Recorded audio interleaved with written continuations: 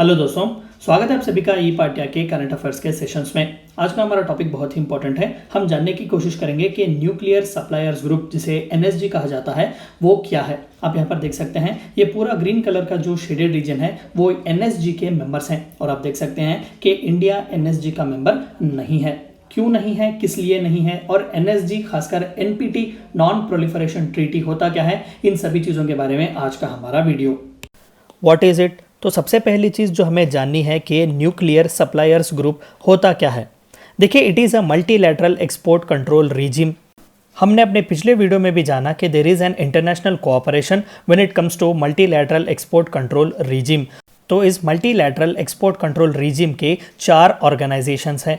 पहला nuclear suppliers group, दूसरा Australia group, तीसरा वैसेनार अग्रीमेंट और चौथा मिसाइल टेक्नोलॉजी कंट्रोल रीजिम। तो आज हम पहले वाले के बारे में बात करेंगे। तो सबसे पहली चीज़ कि ये एक ग्रुपिंग का हिस्सा है। It is a multilateral export control regime and a group of nuclear suppliers countries that seek to prevent nuclear proliferation by controlling the export of materials, equipments and technology that can be used to manufacture nuclear weapons.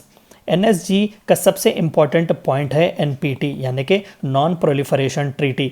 India को membership नहीं दी जाती है nuclear supplies group की, क्योंकि India signatory नहीं है non proliferation treaty का। तो नॉन प्रोलिफरेशन ट्रीटी एक इंटरनेशनल ट्रीटी है जो ये कहता है कि there shall be a ban on the sale as well as on the transaction और फिर on the transfer of nuclear proliferation और export of materials, equipment and technology that can be use to manufacture nuclear weapons. यानी कि nuclear weapons को manufacture करने के लिए जो किसी भी टेक्नोलॉजी, मटेरियल या इक्विपमेंट की ज़रूरत है, आप उसे किसी दूसरे कंट्री को एक्सपोर्ट या फिर वहाँ से इंपोर्ट नहीं कर सकते।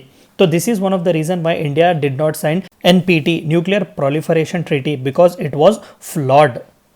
तो फिर न्यूक्लियर सप्लायर्स ग्रुप का ओरिजिन क्या है? देखिए, it was founded in response to India's nuclear test in May 1974।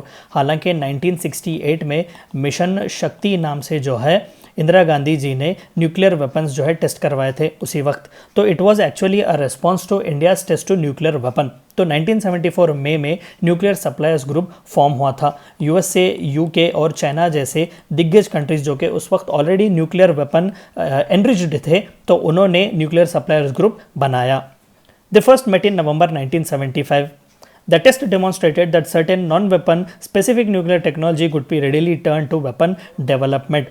कहीं ना कहीं इन डेवलप्ड कंट्रीज को ये आशंका हुई या फिर डाउट आने लगा, non developed countries like India और developing countries like India at that point of time they were ready to make nuclear weapons.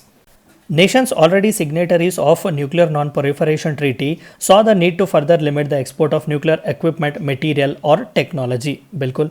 Another benefit was that non-NPT and non-Zanger committees, ये non-Zanger committees भी जो है उस वक्त का France था, यानी कि they had nuclear rich weapons but they were not part of any treaty which banned nuclear weapons. तो नॉन जैंगर कंट्रीज को भी एक अच्छा खासा मौका मिला कि एनएसजी जैसे एक ग्रुपिंग में वो आ सके और फर्दर जो है डेवलपिंग कंट्रीज या नॉन डेवलप्ड कंट्रीज को न्यूक्लियर रिच वेपन्स बनाने से प्रोहिबिट कर सकें। And then specifically France could be brought in. तो कहीं ना कहीं ये विन विन का सिचुएशन था। तो फिर न्यूक्लियर सप्लाईज ग्रुप का प्रेजेंट स्टेटस क्या है? As of 2019, the NSG has 48 participating government. पूरे के पूरे जो है न्यूक्लियर एनरिच वेपन्स उनके पास हैं। Initially, the NSG had 7 participating governments, later expanded. 1974 में जब पहली बार मीटिंग हुई तब जो है सिर्फ 7 ग्रुप्स थे। बाद में 1980s में 15 कंट्रीज हुए और by 2020 there are 48 participating countries. The present NSG chair for 2018-19 is Latvia. India has applied for NSG membership backed by USA, France and Switzerland, but China has been opposing owing to India's being a non-NPT nation. तो paper में आपने देखा होगा कि China has been successful in halting the India's membership to NSG. तो कई बार India ने membership के लिए ट्राई किया, लेकिन हर बार जो है चाइना बहुत ही ईजीली हॉल्ट कर देता है इंडिया की उस एंट्री को। तो आइए जानते हैं इंडिया और एनएसजी का कॉपरेशन कहाँ तक है। As of 2019, China has thwarted every attempt of India's inclusion into NSG and has made it clear that status quo will remain, citing lack of consensus among NSG member. तो कहीं ना कहीं NSG के पूरे members का consensus बहुत ज़रूरी है, तो चाइना का कंसेंसस इसमें नहीं है। Pakistan is supported by Turkey and China. Pakistan has launched a major lobbying campaign to get additional support on its NSG membership. तो अपोजिट डायरेक्शन में पाकिस्तान भी प्रयास कर रहा है NSG के मेंबरशिप के लिए. Subsequently, NSG initiated discussions on technical, legal, and political aspects of participating of non-NPT states in NSG in the Seoul plenary in June 2017. कहीं ना कहीं इंडिया ने जून 2017 में जो प्लीनरी चली थी साउथ कोरिया में, तो वहाँ पर हिंदुस्तान ने बहुत लॉबिंग किया. तो एज अ रिजल्ट कहीं ना कहीं NSG took a step down और कहा कि we will explore ways for non NPT states to be members.